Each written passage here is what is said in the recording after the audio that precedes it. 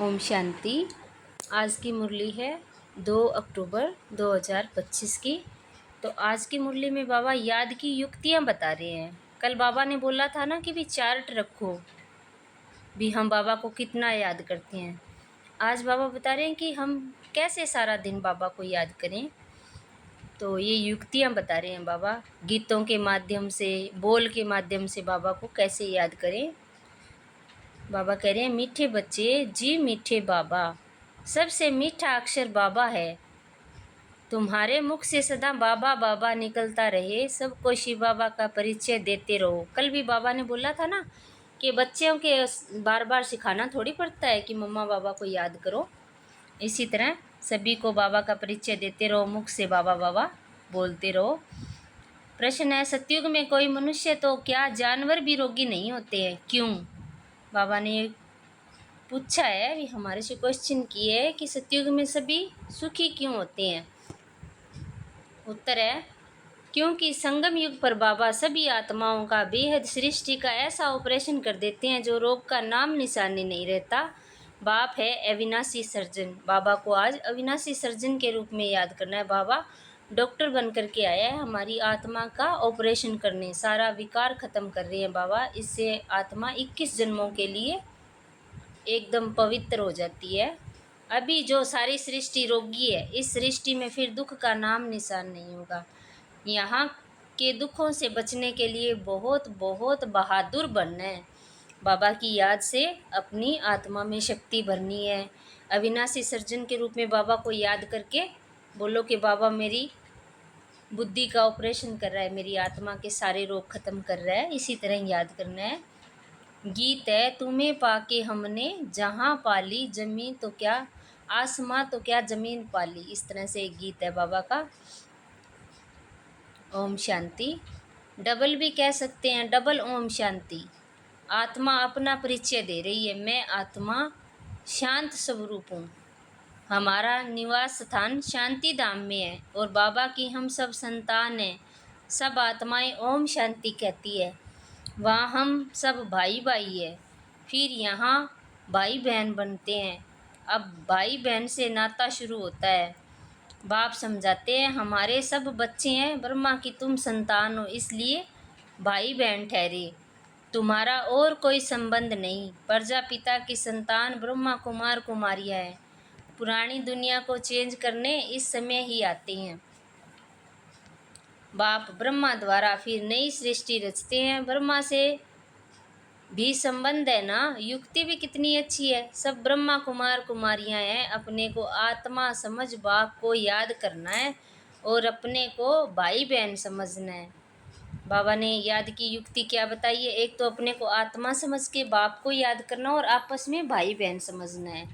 Criminal आई नहीं रहनी चाहिए। यहाँ तो कुमार कुमारियाँ जैसे बड़े बड़े होते जाते हैं तो आंखें क्रिमिनल बनती जाती है। ये लौकिक दुनिया की बात बता रहे हैं बाबा। फिर क्रिमिनल एक्ट कर लेते हैं। क्रिमिनल एक्ट होती है रावण राज्य में। सतयुग में क्रिमिनल एक्ट होती नहीं। क्रिमिनल अक्सर ही नहीं होता। यहाँ तो क्रिमिनल एक्ट बहुत है। उसके लिए फिर कोई कोर्ट आदि भी है। वहाँ कोर्ट आदि होती नहीं। वंडर है ना, ना जेल ना पुलिस ना चोर आदि होते हैं। तो ये सब है दुख की बातें जो यहाँ हो रही है। इसलिए बच्चों को समझाया गया है, ये तो खेल है, सुख और दुख का, हार और जीत का। इनको भी तुम ही समझते हो। गाया हुआ है, माया से हारे हार है, माया पर जीत बाप आकर आधा कल्प के लिए पहनाते हैं। फिर आधा कल्प हारना पड़ता है, ये कोई नई बात नहीं। ये तो साधारण पाई पैसे का खेल है। फिर तुम मुझे याद करते हो तो अपना राज्य भाग्य आधा कल्प के लिए ले लेते हो। रावण राज्य में मुझे भूल जाते हो। रावण दुश्मन है, उनको हर वर्ष भारतवासी ही जलाते हैं। जिस देश में बहुत भारतवासी होंगे वहाँ भी जलाते होंगे। कहेंगे ये भारतवासियों के धर्म का उत्सव है। दशहरा मनाते हैं तो बच्चों को समझाना है, वह तो हद की बात है। आज बाबा दशहरे के दिन सारी बात बता रहे हैं कि दशहरा क्यों मनाते हैं, किस तरह से बनाते हैं, सारा उस पर समझाना है। वह तो है हद की बात। रावण राज्य तो सारे विश्व पर है, सिर्फ लंका पर नहीं है। विश्व तो बहुत बड़ी है ना। बाप ने समझाया है, ये सृष्टि सारी सागर पर खड़ी है। मनुष्य कहते हैं एक बैल व गऊ है, जिसके सींग पर सृष्टि खड़ी है। फिर थक जाते हैं तो बदलते हैं। अब लोग क्या कहते हैं कि सृष्टि है ना एक बैल या गऊ के सींग पर खड़ी है, तो जब एक सींग पर थक जाते हैं तो दूसरे पर रखते हैं तो हलचल होती है, यानी ये भूकंप आदि आते हैं। अब ये बात तो नहीं है। पृथ्वी तो पानी पर खड़ी है, चारों तरफ पानी ही पानी है। तो अभी सारी दुनिया में रावण राज्य है। अब देखो, हर एक के अंदर 5 विकार है और पानी भी है। तो जो अंदर का पानी, इतना हमारे अंदर 70% से ज़्यादा पानी है, पर आत्मा में इतना है। तो सभी का मिलाकर के पानी इतना हलचल में आएगा, तो धरती का पानी तो वैसे ही हलचल में आएगा। तो इस तरह से धरती हिलती है। फिर राम अथवा ईश्वर राज्य स्थापन करने बाप को आना पड़ता है। सिर्फ ईश्वर कहने से भी कह देते, ईश्वर तो सर्वशक्तिमान है, सब कुछ कर सकते हैं, फालतू महिमा हो जाती है, इतना लव नहीं रहता। यहाँ ईश्वर को बाप कहा जाता है। अब जैसे सर्वव्यापी कहेंगे परमात्मा को, तो फिर इतना प्यार थोड़ी होगा। अब हम तो बाबा समझकर बाबा को याद करते हैं, फिर बाबा कहने से वर्षा मिलने की बात हो जाती है। तो इस तरह से हम प्यार से याद करते हैं बाबा को। शिव बाबा कहते हैं हमेशा बाबा बाबा करना चाहिए। ईश्वर व प्रभु अक्षर आदि भूल जाने चाहिए। बाबा ने कहा है मुझे याद करो। प्रदर्शनी आदि में भी जब समझाते हो तो घड़ी घड़ी शिव बाबा का परिचय दो। शिव बाबा एक ही ऊंचे ते ऊंचे है, जिसको गॉड फादर कहा जाता है। बाबा अक्षर सबसे मीठा है। शिव बाबा मुख से निकलता है। मुख तो मनुष्य का ही होगा, गऊ का मुख थोड़ी हो सकता है। तुम हो शिव शक्तियाँ, तुम्हारे मुख कमल से ज्ञान अमृत निकलता है। तुम्हारा नाम बाला करने गऊ मुख कह दिया। गंगा के लिए ऐसे नहीं कहेंगे, मुख कमल से अमृत अभी निकलता है। ज्ञान अमृत पिया तो फिर विष पी नहीं सकते। अमृत पीने से तुम देवता बनते हो। अब मैं आया हूँ असुरों को देवता बनाने। तुम अभी देवता संप्रदाय बन रहे हो। संगम युग कब कैसे होता है ये भी किसको पता नहीं।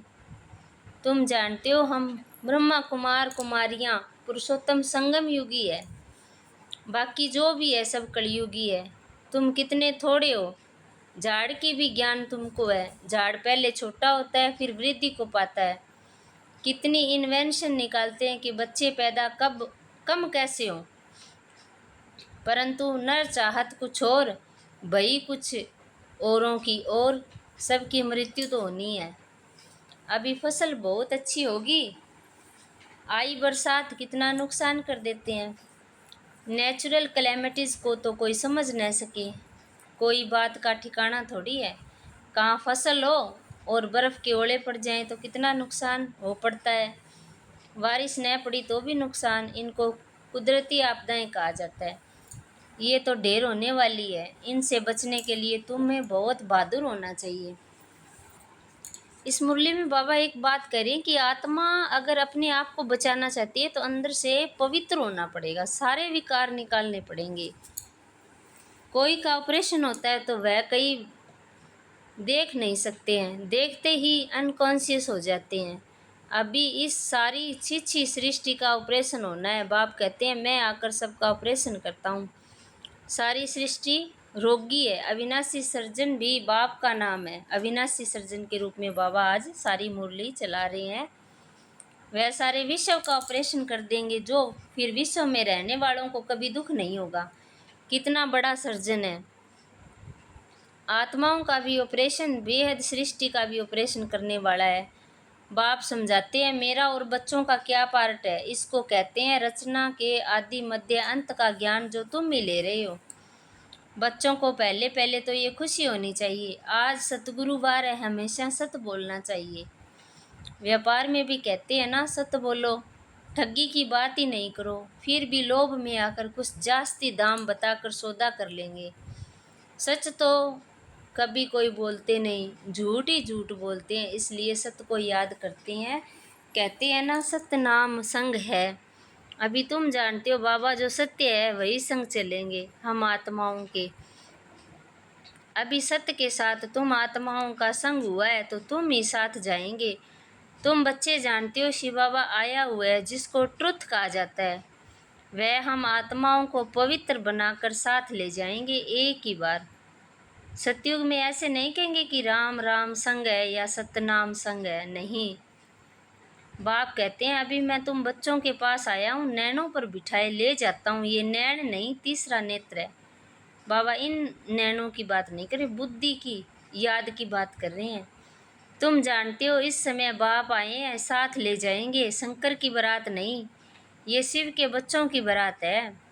वह पतियों का भी पति है। कहते हैं तुम सब ब्राइड्स हो, मैं हूँ ब्राइड ग्रूम। तुम सब आशिक हो, मैं हूँ माशुक। माशुक एक ही होता है ना। तुम आधा कल्प से मुझ माशुक के आशिक हो। अभी मैं आया हूँ, सब भक्तियाँ हैं, भक्तों की रक्षा करने वाला है भगवान। आत्मा भक्ति करती है शरीर के साथ। सतयुग त्रेता में भक्ति होती नहीं। भक्ति का फल सतयुग में भोगते हो तो अब बच्चों को दे रहे हैं। वह तुम्हारा माशूक है जो तुमको साथ ले जाएंगे।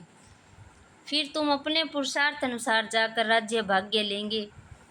ये कहाँ भी लिखा नहीं है। कहते हैं शंकर ने पार्वती को अमर कथा सुनाई। तुम सब हो पार्वतियाँ, मैं हूँ कथा सुनाने वाला अमरनाथ। फिर बाबा को अमरनाथ के रूप में याद करो।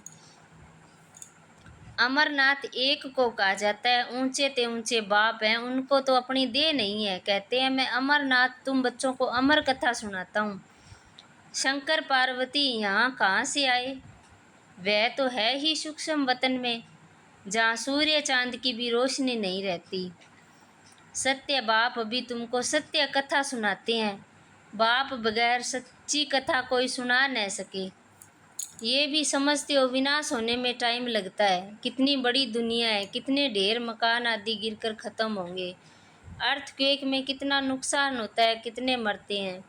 बाकी तुम्हारा छोटा झाड़ होगा, दिल्ली परिस्थान बन जाएगी। एक ही परिस्थान में लक्ष्मी नारायण का राज्य भाग्य चलता है। कितने बड़े बड़े महल बनते होंगे, बेहद की जागीर मिलती है। तुमको कुछ खर्चा नहीं करना। बाबा कहते हैं इनकी यानी ब्रह्मा की लाइफ में कितना सस्ता अनाज था, तो सतयुग में कितना सस्ता होगा। दिल्ली जितने तो एक एक के घर और ज़मीन आदि होंगी। मीठी नदियों पर तुम्हारा राज्य चलेगा। एक एक को क्या नहीं होगा, सदा अन्न मिलता रहेगा। वहाँ के फल फूल भी देखते हो कितने बड़े बड़े होते हैं। तुम शुभी रस पी कर आते हो। कहते थे वहाँ माली है, अब माली तो जरूर वैकुंठ में अथवा नदी किनारे होगा। वहाँ कितने थोड़े होंगे, कहाँ अभी इतने करोड़ों, कहाँ 9 लाख होंगे और सब कुछ तुम्हारा होगा। बाप ऐसी राजाई देते हैं जो हमसे कोई छीन न सके। आसमान धरती आदि सब के मालिक तुम रहते हो। गीत भी बच्चों ने सुना। गीत था ना आज की मुरली का कि तुम्हें पाके हमने जहाँ पा लिया, जमी तो जमी आसमां पा लिया। तो ऐसे गीत 6-8 हैं जो सुनने से ही खुशी का पारा चढ़ जाता है। देखो अवस्था में कुछ गड़बड़ है तो गीत बजा लो, ये है खुशी के गीत।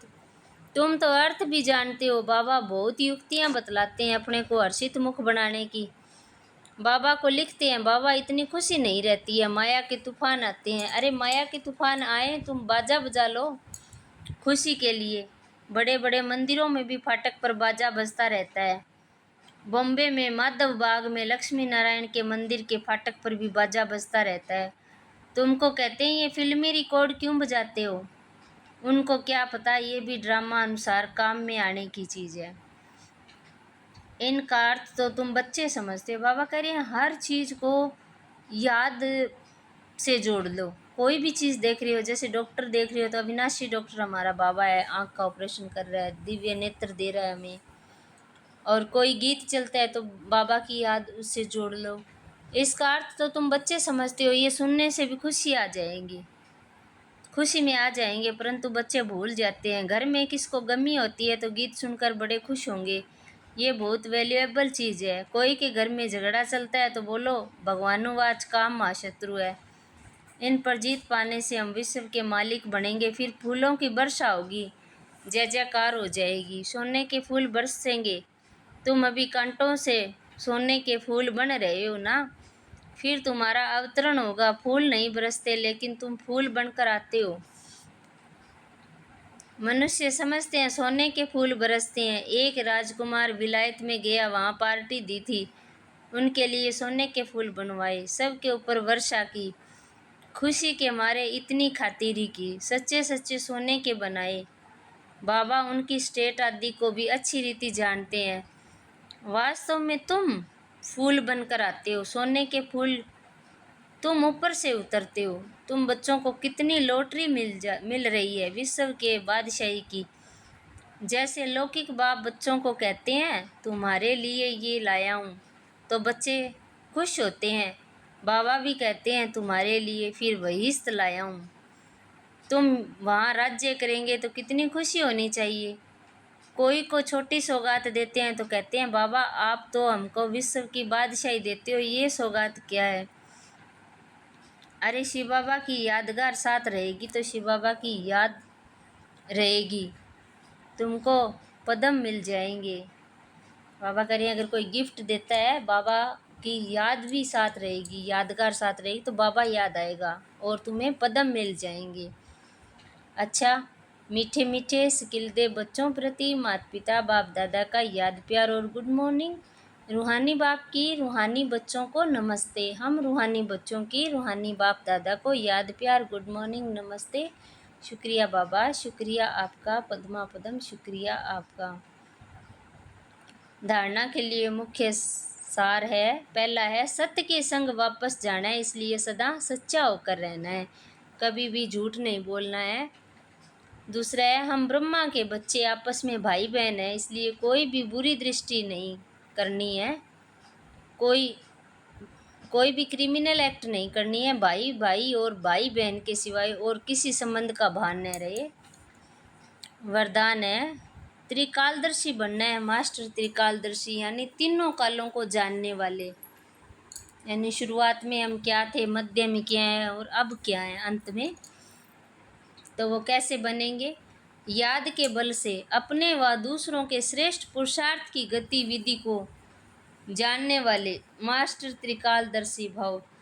जैसे साइंस वाले पृथ्वी से स्पेस में जाने वाले की हर गतिविधि को जान सकते हैं, ऐसे आप त्रिकालदर्शी बच्चे साइलेंस द्वारा याद के बल से अपने व दूसरों के श्रेष्ठ पुरुषार्थ व स्थिति की गतिविधि को स्पष्ट जान सकते हो।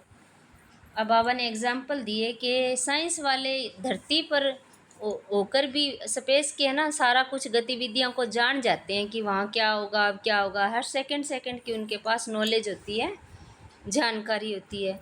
तो ऐसे बाबा के बच्चे याद से अपना भी और दूसरी आत्माओं की भी गतिविधि स्थिति को स्पष्ट जान सकते हैं, क्योंकि बुद्धि पवित्र हो जाती है ना। तो दिव्य बुद्धि बनने से, याद के शुद्ध संकल्प में स्थित होने से त्रिकालदर्शी भाव का वरदान प्राप्त हो जाता है और नए नए प्लान प्रैक्टिकल में लाने के लिए स्वतः ही इमर्ज होते हैं। स्लोगन है सर्व के सहयोगी बनो तो स्नेह स्वतः प्राप्त होगा। सभी के सहयोगी बनेंगे तो प्रेम तो अपने आप ही मिलता रहेगा। अव्यक्त इशारा है स्वयं और सर्व के प्रति मनसा द्वारा योग की शक्तियों का प्रयोग करो। कोई भी ये नहीं कह सकता कि हमको तो सेवा का चांस नहीं है। कोई बोल नहीं सकते तो मनसा वायुमंडल से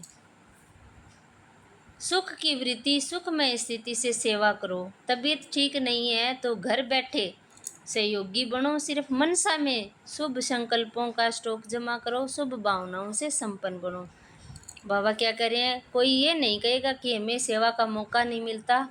अपने बोल से नहीं कर सकते हो, लेकिन मन से सभी के लिए सुख की भावना, अपनी स्थिति से सेवा करो। सुखमय रहना है सभी को। अगर तबीयत ठीक नहीं है तो शुभ संकल्पों से घर में बैठे भी तो स्टॉक जमा हो सकता है। शुभ भावनाओं से संपन्न बनो। यही आज की मुरली है। अच्छा, ओम शांति।